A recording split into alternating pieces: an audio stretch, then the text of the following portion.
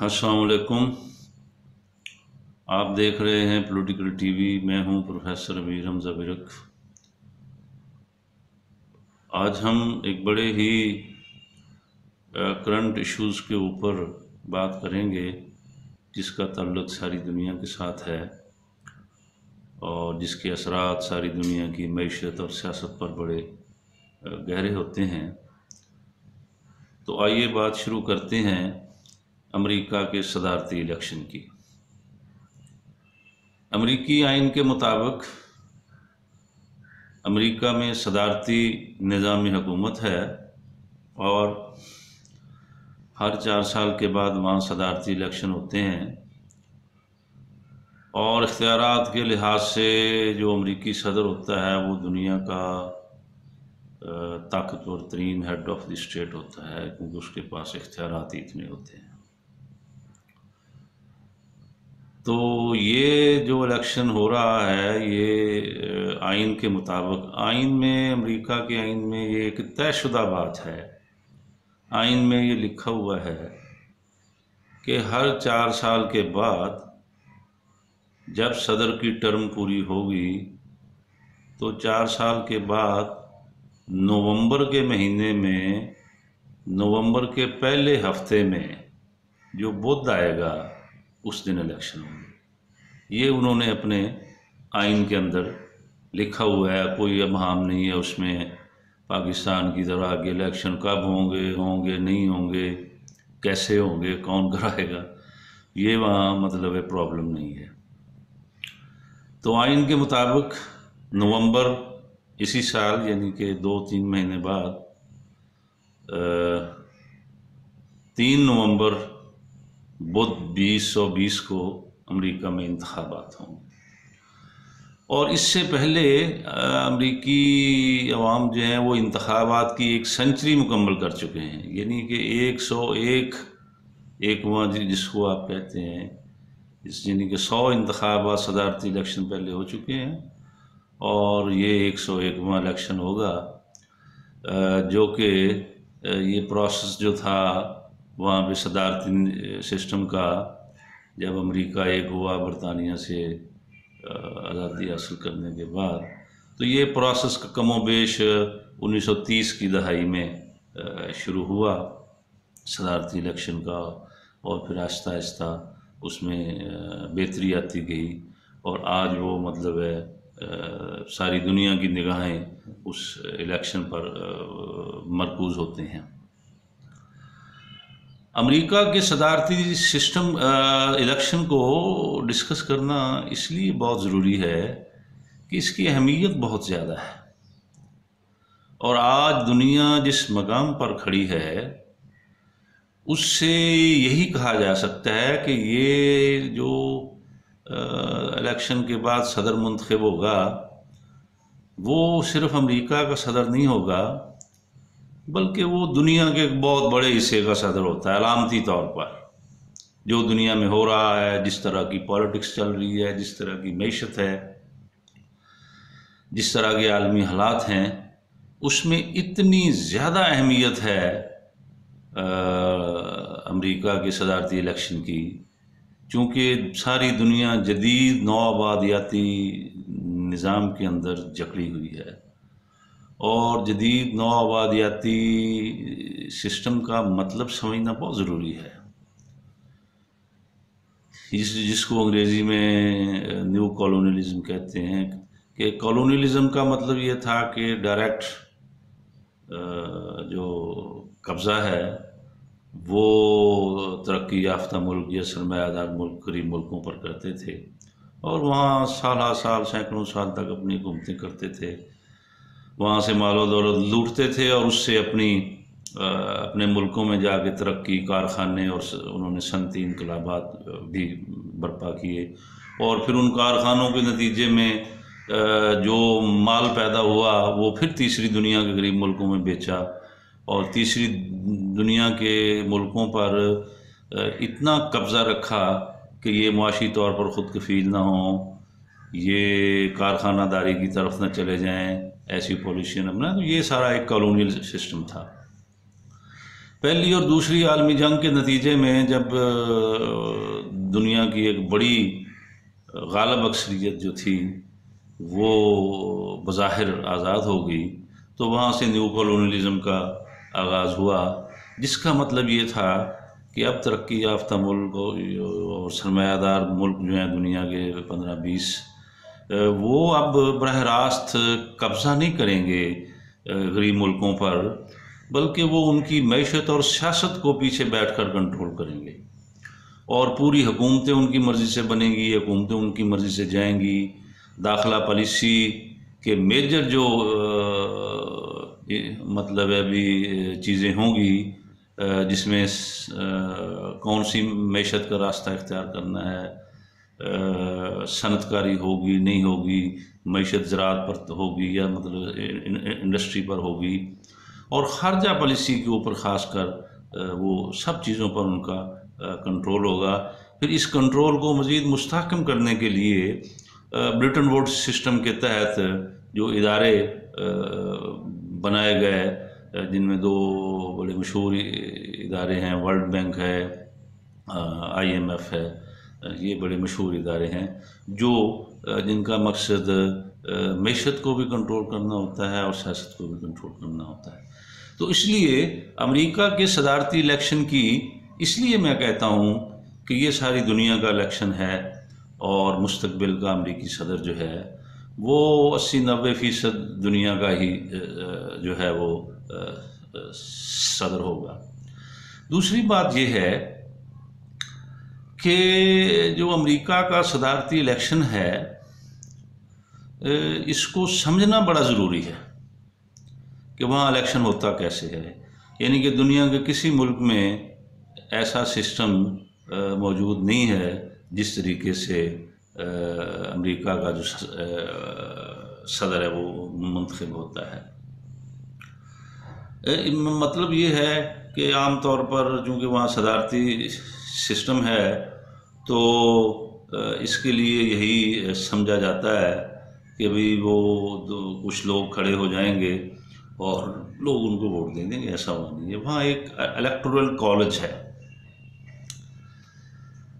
यानी कि 3 नवंबर बुध को 2020 को जो इलेक्शन होगा वो हर रियासत की सीटें हैं इलेक्टोरल कॉलेज की। इलेक्टोरल कॉलेज का मतलब ये है कि कुछ लोग हर रियासत में खड़े होंगे, डेमोक्रेटिक पार्टी के भी लोग होंगे और रिपब्लिकन पार्टी के भी लोग होंगे। ये मैं वाज़ेह कर दूं कि अमेरिका दुनिया के उन 1-2 मुल्कों में है जिनमें 2 पार्टी सिस्टम है। पार्टियां और भी हैं वहाँ, ये नहीं है कि सियासी जमातें और नहीं हैं। Communist party of United states है और ग्रीन पार्टी, इस तरह की बहुत सारी पार्टियां हैं। लेकिन जो इस मुठभीड़ में, इस बड़े जो एक कब्जागिरी का ये जो सिस्टम है, इसके अंदर सिर्फ 2 पार्टियां मौजूद हैं और ये आज से नहीं है, पिछले 100 साल से ऐसे ही मतलब हो रहा है। तो डेमोक्रेटिक पार्टी होती है और रिपब्लिकन पार्टी होती है। तो हर रियासत की आबादी के लिहाज से किसी की 20 सीटें हैं, किसी की 10 सीटें हैं, किसी की 5 सीटें हैं। तो वो जो लोग खड़े होते हैं इलेक्टोरल कॉलेज के मेंबर्स उनको कहते हैं, तो लोग पहले बज़ाहिर उनको वोट देते हैं। यानी कि डेमोक्रेटिक पार्टी के अगर लोग एक रियासत से जीत जाते हैं, दूसरी से रिपब्लिकन जीत जाते हैं, तो आखिर में फिर उनको ये किया जाता है कि फलाना रियासत से इतने डेमोक्रेट जीत गया, तो 270 वोट जीतने के लिए फिर वो कानून में तो ये, आइन में तो ये लिखा हुआ है कि फिर वो जो इलेक्टोरल कॉलेज के मेंबर हैं वो जो हैं उनको सदर को मुंतखब करेंगे। लेकिन जैसे ही वो पता होता है कि भाई फलां रियासत से डेमोक्रेट जीत गए, फलां से रिपब्लिकन जीत गए, तो फिर लोग उसी वक्त कैलकुलेशन कर लेते हैं और फिर वो अनाउंस हो जाता है कि जी वो डेमोक्रेट जीत गए या रिपब्लिकन जीत गए। जो मतलब है कि 270 लोग जिनके भी जीत जाएं तो उनका सदर मुंतखब हो जाता है। तो इसलिए ये इलेक्शन जो होगा 3 नवंबर को, ये भी इसी तरीके से होगा। और इस इलेक्शन में यानी कि बड़ी अजीबोगरीब सूरत हाल है कि अब इलेक्ट्रॉनिक मीडिया है और इलेक्ट्रॉनिक सिस्टम है सारी दुनिया के अंदर। और आम तौर पर जो अमेरिका का इलेक्शन होता है वो उसमें बहुत सारी आलमी ताकतें भी उसमें ख़ास तरीके से इन्वॉल्व हो जाती हैं। और कोई ना कोई अपनी, क्योंकि लॉबी सिस्टम वहाँ बहुत है, यानी कि आप पैसे देकर यानी कि ऑर्गेनाइजेशन बनी हुई हैं, लॉबीज़ मौजूद। तो ये लॉबीज़ जो हैं ये पैसे लेती हैं और जिस फरीक से पैसे लें फिर उसके हक़ में कैंपेन ये करते हैं और लॉबिंग करते हैं मुख्तलिफ जो ज़िंदगी के सेक्शंस होते हैं उनके अंदर। आम तौर पर वो पाकिस्तान जैसे मुल्क में हैं, ये भी वहाँ पे लॉबिस्ट ढूंढते हैं और उनको पैसे देते हैं कि भी वो फिर क्या करते हैं कि भी जो कांग्रेस के अरकान हैं या सेनेट के अरकान हैं या जो बासर वहाँ हल्के हैं उनको पाकिस्तान के हक़ में या किसी भी मुल्क के हक़ में जो है वो राम किया जाए। तो इसलिए लॉबीज़ वहाँ उनका एक बड़ा रोल होता है इस इलेक्शन में। और इस इलेक्शन में जो ट्रंप हैं वो रिपीट करेंगे, यानी कि वो रिपब्लिकन के उम्मीदवार डिक्लेयर हो चुके हैं। और जो बाइडन जो पहले नायब सदर रह चुके हैं अमेरिका के, जब ओबामा सदर थे तो जो बाइडन नायब सदर था, तो वो अब डेमोक्रेट्स के उम्मीदवार हैं। तो इसके अलावा जो अमेरिका के अंदर मल्टीनेशनल कंपनीज़ हैं उनका बड़ा रोल है, यानी कि सारी मईशत जो है वो उनके कंट्रोल में होती है। इन मल्टीनेशनल कंपनीज़ के अलावा बड़ी बड़ी जो इंडस्ट्रियल एम्पायर्स हैं वो भी इन इलेक्शन में एक्टिव होती हैं और अपना भरपूर जो है वो असर वो उस पर डालती हैं ताकि आने वाला जो अमेरिकी सदर हो वो ऐसी पॉलिसियाँ इख्तियार करे जो उनके हक़ में हों और ऐसी पॉलिसियों की तरफ वो ना जाए जो किसी जंगी जो सनत के बड़े बड़े सरमायादार हैं उनके ख़िलाफ़ हों, या जो दवाइयों की बड़ी बड़ी कंपनियां हैं या आलमी कंपनियां हैं या कंप्यूटर की हैं या एग्रीकल्चर में हैं या और एक पूरा दुनिया का जो कारोबार है मईशत का वो अब मल्टीनेशनल कंपनियों के उसके कंट्रोल में है। और वो सारी दुनिया से फिर पैसा वो लूट के अपने हेडक्वार्टर पर वो ले जाती हैं। वो तरक्की याफ्ता मुल्कों के अंदर पैसा तीसरी दुनिया से वो जाता है। तो इसलिए मल्टीनेशनल कंपनियों की और अब तो ट्रांसनेशनल कंपनियां बन गई हैं, बड़ी बड़ी मल्टीनेशनल कंपनियां एक दूसरे के अंदर मर्ज हो रही हैं। और इन मल्टीनेशनल कंपनियों के पास इतना पैसा है कि पाकिस्तान जैसे जो मुल्क हैं इनका साल का बजट कोई कंपनियों से बहुत नीचे है, यानी कि छोटी छोटी कंपनियां और मल्टीनेशनल कंपनियां अगर आप देखें तो उनके पास इतना पैसा है जितना पाकिस्तान का साल का बजट है। तो इससे आप अंदाज़ा करें कि वो सॉरी मल्टीनेशनल कंपनियां और ट्रांसनेशनल कंपनियां जो हैं उनकी कितनी अहमियत है। और उसके ऊपर होल्ड जो है वो यानी कि तरक्की याफ्ता सरमायादार मुल्कों का है, अमेरिका, जापान, जर्मनी, फ्रांस वगैरह, ये जो बड़े तरक्की याफ्ता मुल्क हैं इनका उसके ऊपर होल्ड, तो इनका बड़ा रोल होता है। और अब कुछ चीन भी उसमें आ रहा है और कई जो आलमी मल्टीनेशनल कंपनियां हैं उनके शेयर्स चीनियों ने बहुत बड़ी तादाद में ख़रीदे हैं, जिससे यूरोप के अंदर एक नई बहस शुरू हो गई है। तो इसलिए इस इलेक्शन के अंदर जो है वो मल्टीनेशनल कंपनियां और ट्रांसनेशनल कंपनियां अपना किरदार माजी की तरह इसमें भी अदा करेंगे। 50 रियासतें हैं अमेरिका की और 50 रियासतों के अंदर एक ही दिन जो है वो इंतखाबात होंगे। और वहाँ ऐसे नहीं होता कि भाई जैसे हमारे यहाँ होता है कि बड़े बड़े जलसे होते हैं, रैलियाँ निकलती हैं, बेहंगम मामलात होते हैं और लोग अपने मंशूर पेश करते हैं, जाली मंशूर कि मैं गरीब आवाम के लिए ये कर दूंगा, मैं फ़लाँ के लिए ये कर दूंगा, फ़लाँ के लिए ये कर दूंगा। तो वहाँ ऐसा नहीं होता। वहाँ जो भी गुफ्तगू होती है वो रियासती मफादात के तहफ़्फ़ुज़ के लिए होती है और जो रियासत के अंदर बड़े बड़े तबकात हैं उनके मफादात के तहफ़्फ़ुज़ के लिए होती है। और फिर तीसरी बात उसमें ये होती है कि ख़ारजा पॉलिसी क्या होगी।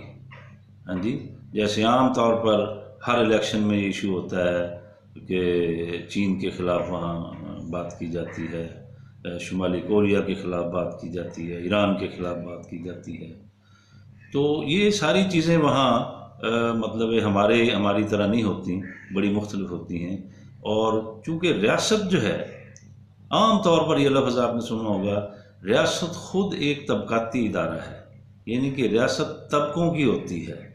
और अमेरिका के अंदर वो बड़े बड़े अमीर तबकात, मल्टीनेशनल कंपनियां, बड़े बड़े सनतकार जिनकी पास सरमाया है, तो उन्हीं की रियासत है ना। तो उनके मफादात के तहफ़्फ़ुज़ के लिए वो जो है इलेक्शन के अंदर गुफ्तगू होती है। और डेमोक्रेट हों, रिपब्लिकन हों, फिर इसके अंदर जो फंड जनरेशन है वो अरबों डॉलर इसमें खर्च होता है।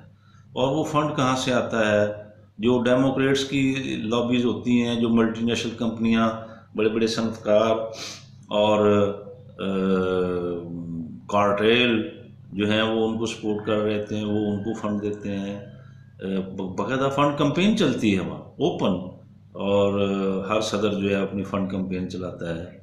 इसी तरह जो रिपब्लिकन के हामी होते हैं वो उनको फंड देते हैं, और वो कोई $200-400 नहीं होता, वो बड़े हज़ारों लाखों डॉलर, फिर वो करोड़ों अरबों तक मामला पहुंच जाता है। तो इस इलेक्शन में जो डेमोक्रेटिक पार्टी है वो चूँकि माजी में अपोजिशन में है, जो सदर के अलावा जो 2 इदारे हैं वहाँ बड़े पावरफुल इदारे, हाउस ऑफ रिप्रेजेंटेटिव जिसको ऐवान नुमाइंदगान कहते हैं, जिसको हमारी ज़बान में हम कौमी असम्बली कहते हैं, और सेनेट, ये 2 इदारे हैं। इनके इलेक्शन जो हैं वो हर 2 साल बाद होते हैं। तो अभी वहाँ हाउस ऑफ रिप्रेजेंटेटिव के इलेक्शन होंगे। इसके ऊपर कभी डेमोक्रेट अक्सरियत में आ जाते हैं 2 साल बाद, कभी रिपब्लिकन आ जाते हैं। तो इसी तरह सेनेट के अंदर भी यही सूरत रहती है। लेकिन चूँकि सदर के पास इतने ज़्यादा इख्तियारात हैं अमेरिका में, वो जैसे हम कौमी असम्बली और सेनेट को मिला के हम पार्लियामेंट कहते हैं, वो उसको कांग्रेस कहते हैं।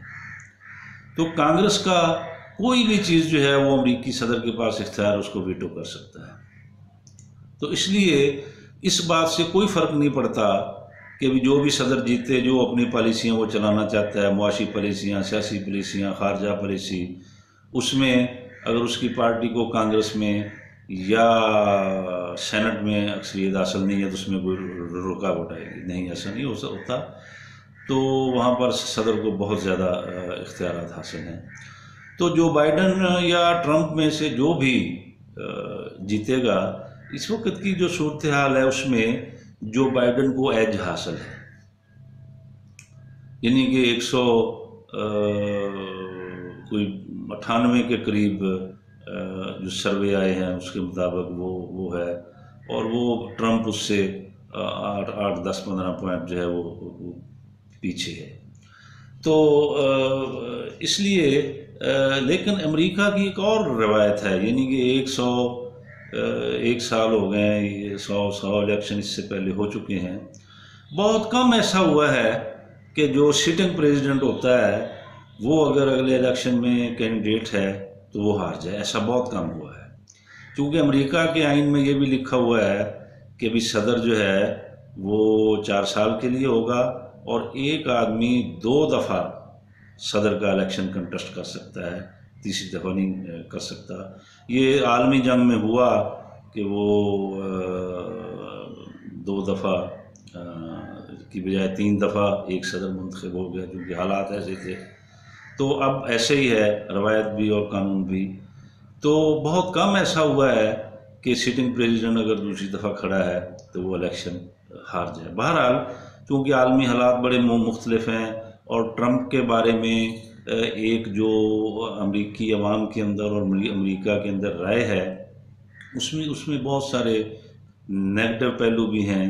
यानी कि ये वो पहला सदर है जो खुद एक यानी कि बहुत बड़ी इंडस्ट्रियल और बिजनेस एम्पायर का मालिक है, और जिसके बारे में कुछ नहीं कहा जा सकता कि वो कब क्या बात कर दे, और बाज़ औक़ात फिर उसे कंट्रोल करना मुश्किल हो जाता है।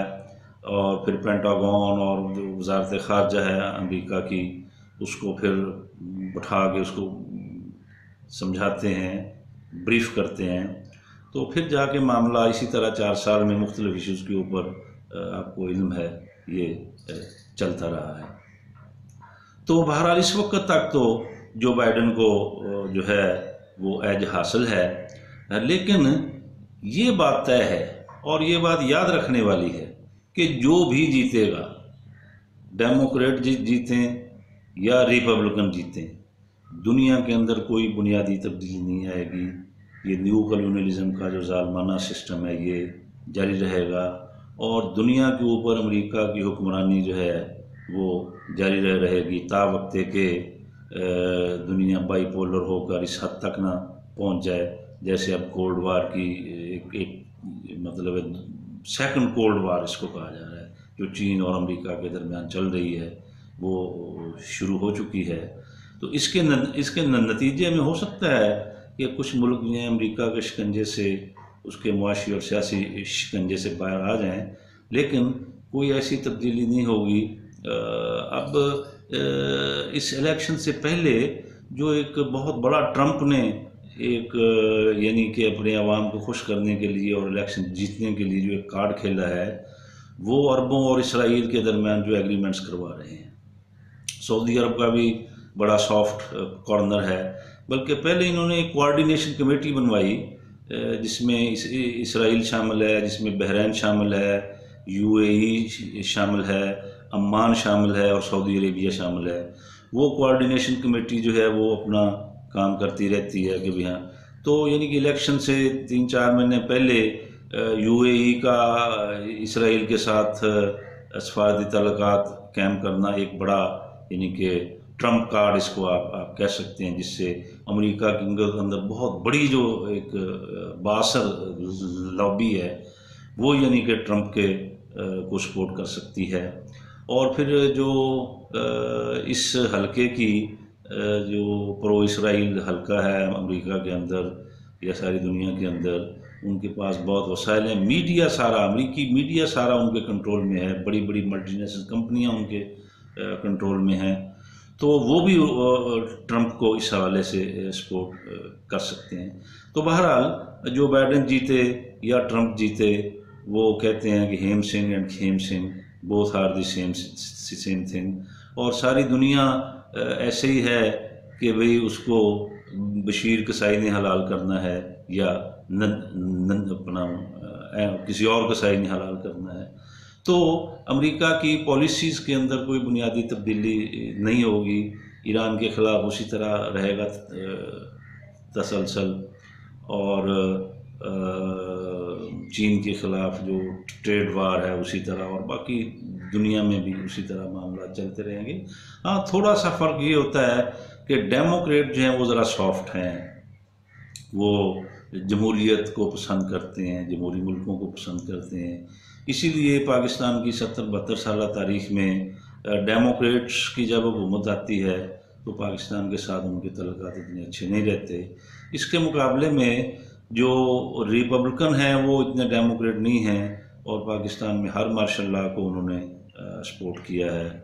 तो ये थोड़ा सा मतलब एक एटीट्यूड का फ़र्क है, बाकी बुनियादी पॉलिसीज़ के अंदर कोई फ़र्क नहीं है।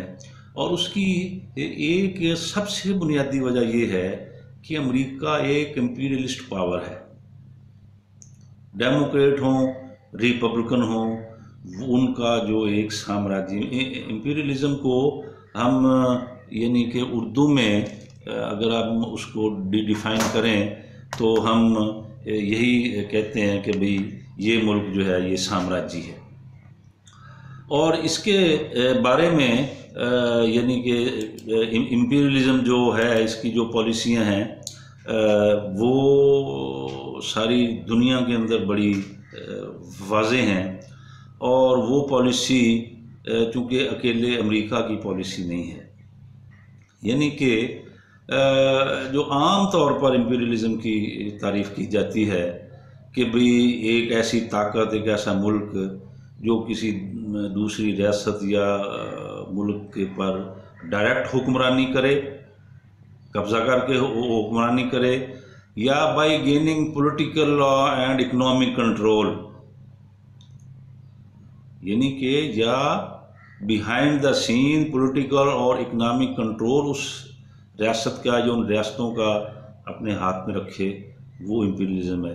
अच्छा, ये वो तारीफ़ है जो यूनिवर्सिटियों में पढ़ाई जाती है, जो हम पढ़ाते हैं, हम पॉलिटिकल साइंस में पढ़ाते हैं, पाकिस्तान की यूनिवर्सिटियों में, अमेरिका की यूनिवर्सिटियों में, और जो इंटरनेशनल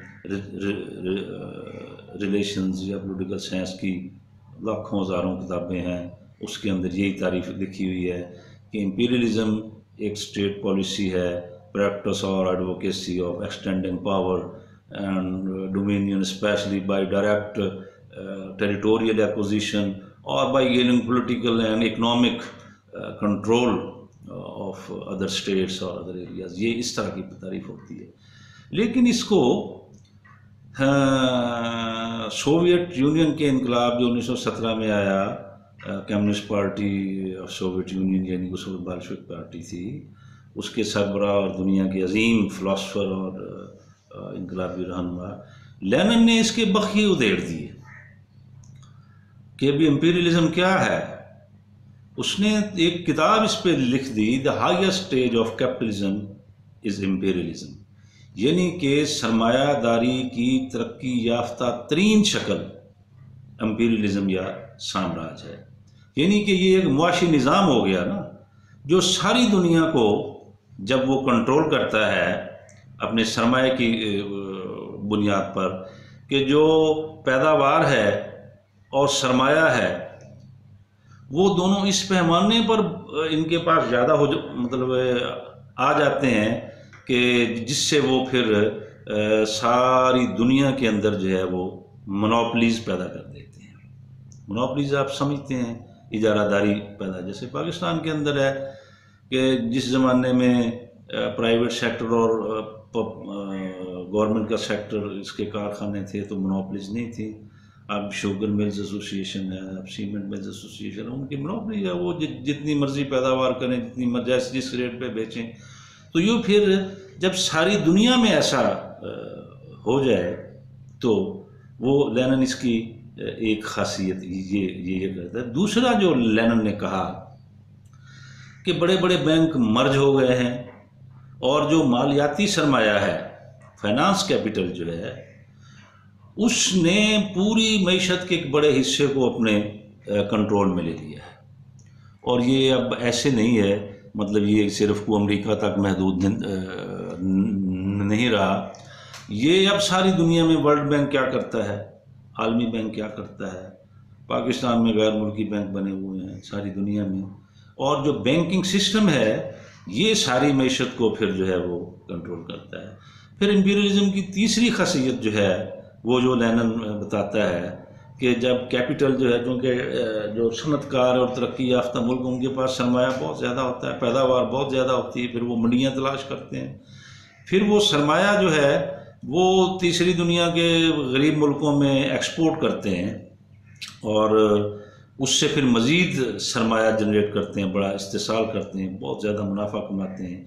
इसके लिए फिर उनको वहाँ उन रियासतों में माशी और सियासी कंट्रोल भी चाहिए, ताकि जो माल हम यहाँ बेच रहे हैं कहीं ऐसा ना हो कि ये अपनी फैक्ट्रियाँ कारखाने लगा लें और ये अपनी जो है वो इस हवाले से इस तरह की मतलब ये है कि लेनिन ने इसको डिफाइन किया।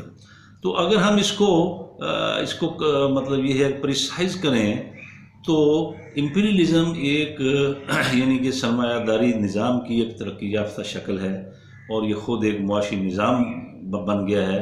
अमेरिका उसकी सरबराही कर रहा है।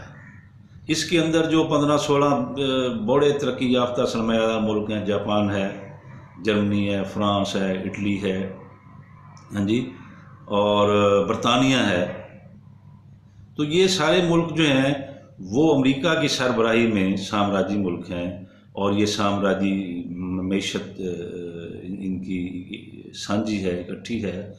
तो फिर इसको अमेरिका के हवाले किया गया है, क्योंकि अमेरिका एक हेजमोनिक पावर भी है, उसके पास एक बहुत बड़ी मिलिट्री एम्पायर है, बहुत बड़ी फ़ौजों के लश्कर हैं, सरमाया उसके पास बहुत है, एक्सपोर्ट उसके बाद बहुत है, जंगी सनत दुनिया में सबसे ज़्यादा जो है वो अमेरिका की है। तो फिर वो इसको सारी दुनिया के इस साम्राज्य मुआशी निज़ाम को अमेरिका जो है वो कंट्रोल करता है।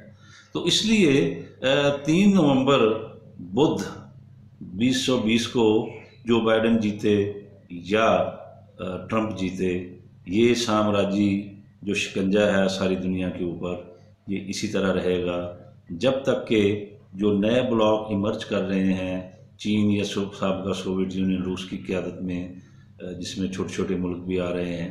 तो जब तक वो इमर्ज करे तो उस वक़्त कुछ आसरा होगा गरीब और तरक्की पजीर मुल्कों को। तो बहरहाल पाकिस्तान के लिए भी बड़ा ये कड़ा इम्तिहान होगा। इस बात के भी इम्कान है कि जो बाइडेन अगर जीत जाता है तो पाकिस्तान की तरफ वो थोड़े से सॉफ्ट होंगे, और अगर ट्रंप ही जीतता है तो फिर ट्रंप अपनी वही पॉलिसी जो उसकी ईरान के ख़िलाफ़ है, जो उसकी सऊदी अरब और मिडल ईस्ट के हवाले से है, जो चीन के हवाले से है, तो उसमें पाकिस्तान को भी एक इम्तिहान आ सकता है कि भी वो अब किस तरफ जाएं, अमेरिका के साथ जाएं या चीन के साथ जाएं। तो आज के लिए इतना ही। बहुत शुक्रिया। अल्लाह हाफ़िज़।